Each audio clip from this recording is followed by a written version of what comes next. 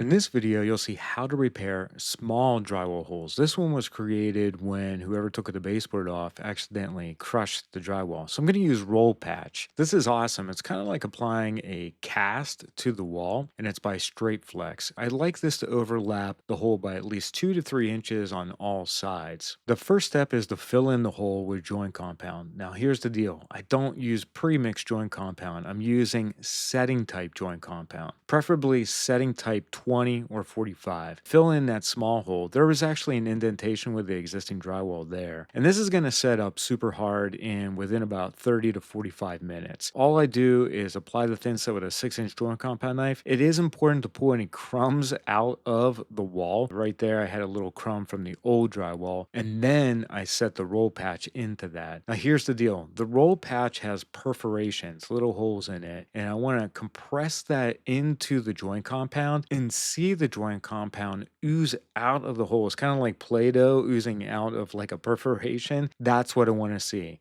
That's how I know that it's embedded. And I try to make this as flat as possible because that's going to help me out on the next step. Now, I compress that into the joint compound with the 6-inch knife, and I immediately use a 10-inch knife. Have you ever heard of reading rainbow? Well, this is where you want to refer back to that. I try to create sweeping rainbows from the right and the left.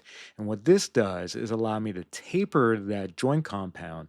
Now, if I have to, I will use a 12-inch knife and do the exact same thing. I shouldn't have to sand this down too much, but I am going to give you tips on how to do that next. So you can use the 12-inch knife to feather this out further, and you want to try to widen it out so you don't see any kind of delineation between the patch and the existing wall. This is setting type joint compound. If you're not comfortable with setting type 20, you can use setting type 45. After about 45 minutes to an hour, this is rock hard, and that's why I like using it. I use a 6-inch joint compound knife to knock down any high spots, and then I use a sanding sponge. This is just my preference. There are different ways of doing this, but I like using a medium to fine grit sanding sponge to feather this more into the wall. Use circular motions, and what that does is help me feather the patch. Here's a pro tip. One thing that I like to do is shine a light down on top of that. I hold the light up against the wall and I look for any imperfections, and then I sand that out further.